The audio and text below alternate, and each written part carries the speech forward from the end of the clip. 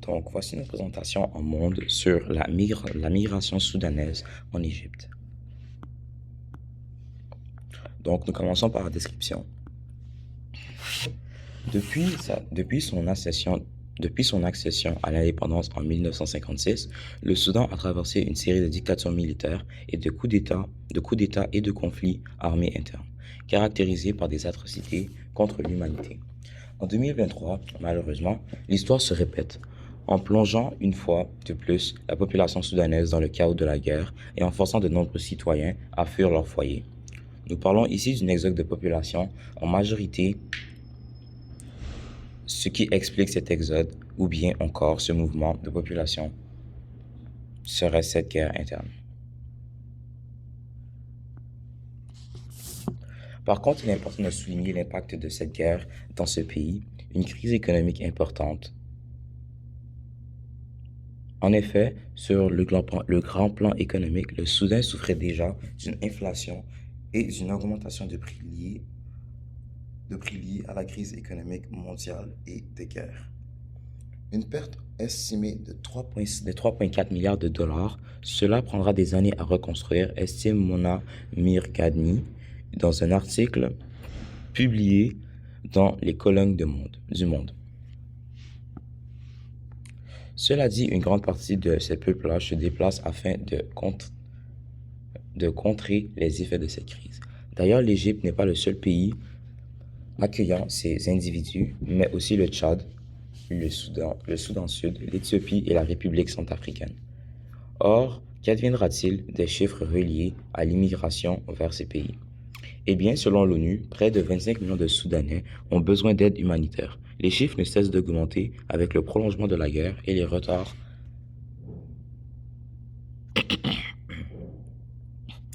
de l'arrivée d'aide humanitaire. Au moins 149 000 personnes ont fui vers le Tchad.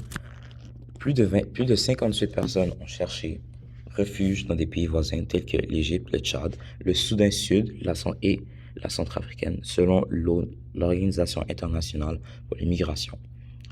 Plus de 2,2 millions de personnes ont été déplacées par les combats. Maintenant, la gestion. Concernant la gestion gouvernementale et politique de ces migrants soudanais dans les pays égyptiens, le gouvernement traite généralement cette question en mettant en œuvre des politiques spécifiques coopérant avec d'autres pays et travaillant avec des organisations internationales. Tout d'abord, il est important de souligner que les gouvernements peuvent mettre en place des politiques d'immigration spécifiques pour traiter les flux migratoires, y compris l'établissement de procédures pour l'entrée, le séjour et le travail des migrants. En effet, les autorités égyptiennes avaient jusqu'à présent exempté les femmes soudanaises, les enfants de moins de 16 ans et les personnes de plus de 50 ans de l'obligation d'obtenir un visa, ou bien un passeport obligatoire et légalement construit. Initialement, ces autorités ont exigé à tous les migrants soudanais qu'ils obtiennent un visa d'entrée délivré par le bureau consulaire égyptien de Wadi Alpha, qu'on va voir plus tard, ou de Port-Soudan, invoquant la nécessité de lutter contre les faux visas, qui est une grosse problématique dans le pays. Cette problématique a été l'une des causes du frein de l'accueil de ces peuplades, entre autres. Cela dit, le ministre égyptien des Affaires étrangères a annoncé de nouvelles procédures dont l'objectif est d'établir un cadre réglementaire pour l'entrée des « frères soudanais » en Égypte, après plus de 50 jours de crise dans leur pays. D'ailleurs, ces mesures restrictives ne visent pas à empêcher ou limiter le nombre des citoyens soudanais entrant sur le territoire égyptien, mais plutôt à mettre fin aux activités illégales d'individus et de groupes du côté soudanais de la frontière qui falsifient des visas d'entrée. Or, des visas d'entrée étaient requis pour les adolescents soudanais de plus de 16 ans et les hommes de moins de 50 ans, surtout aptes à travailler. Au début de la crise, les services égyptiens de l'immigration acceptaient les documents de voyage temporaire au point de passage terrestre du Soudan vers l'Égypte pour les femmes, les filles, les garçons de moins de 16 ans et les hommes de plus de 50 ans, comme mentionné précédemment. Cependant, cette pratique a été abandonnée sans avertissement le 25 mai 2023, générant chaos, retard important et surpopulation au poste de frontière.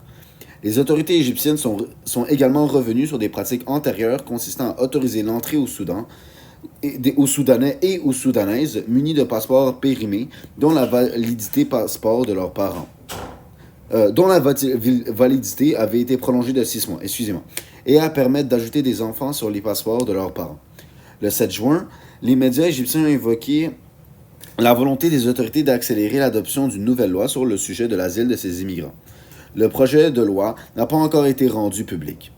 Mais des informations laissent à penser qu'en vertu du texte, toutes les personnes demandeuses d'asile et réfugiés dans le pays seront tenues de s'enregistrer auprès des autorités et de régulariser leur situation dans les 6 mois suivant l'entrée en vigueur des décrets d'application de la loi.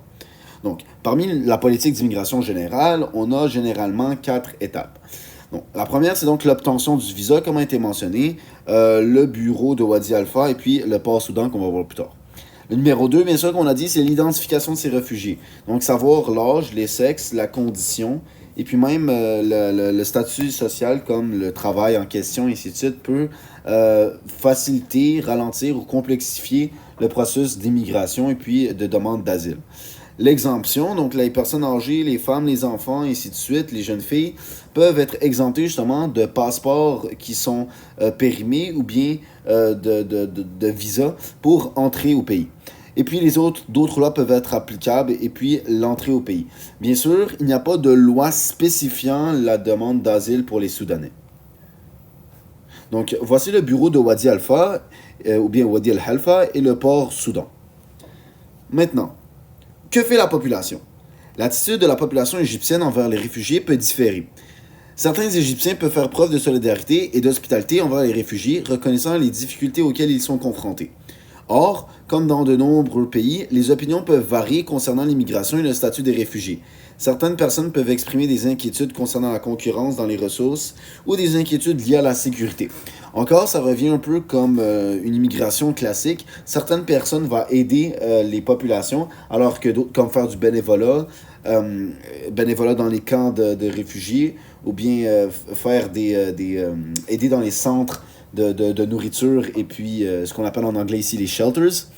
Alors que d'autres vont donc opter plus pour de l'indifférence et puis de l'inquiétude liée à la sécurité et puis à d'autres choses. Les camps de réfugiés. En Égypte, il existe des camps et des centres qui accueillent des personnes déplacées, mais ces installations ne sont pas spécifiquement conçues pour les personnes déplacées soudanaises. Les personnes déplacées en Égypte viennent de différents pays et les installations sont souvent partagées entre différentes communautés déplacées. Le Haut Commissariat des Nations Unies pour les réfugiés, ou bien HCR, est une agence qui fournit une assistance aux personnes déplacées en Égypte. Le HCR travaille en collaboration avec le gouvernement égyptien et d'autres partenaires pour aider les personnes déplacées en matière de logement, d'éducation, de soins de santé et d'autres besoins essentiels. Cependant, le système de soutien aux personnes déplacées en Égypte pourrait se heurter à des difficultés, notamment en raison de contraintes financières et de ressources limitées. Les conditions dans les camps et centres de personnes déplacées peuvent varier et il est important de noter que la situation peut évoluer. Pour obtenir des informations précises et à jour sur la situation des Soudanais déplacés en Égypte, il est recommandé de se référer au rapport de HCR en question, des organisations humanitaires et des organisations de défense des droits des réfugiés, mais encore ça vient dépendamment des années et dépendamment de la crise en question.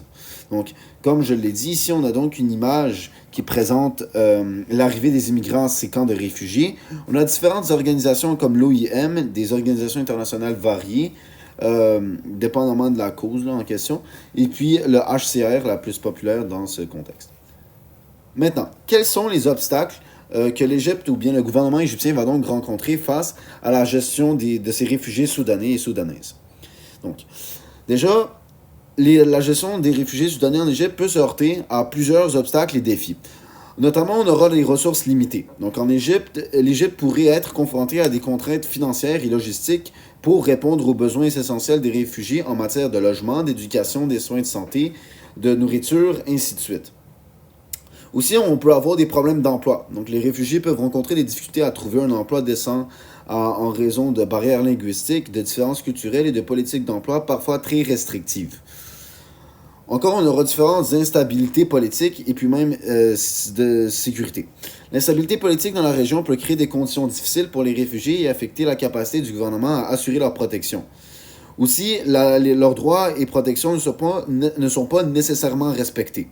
Les réfugiés peuvent être confrontés à des difficultés en termes de protection et de respect de leurs droits, notamment à des problèmes tels que la discrimination, l'exploitation, entre autres sur le marché du travail, et puis l'insécurité.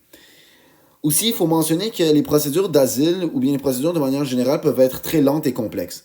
Donc, ceux-ci peuvent être longues, laissant les réfugiés dans un état d'incertitude et de vulnérabilité pendant de longues périodes de temps. Maintenant, effectuons la critique de la gestion de l'immigration par le gouvernement égyptien.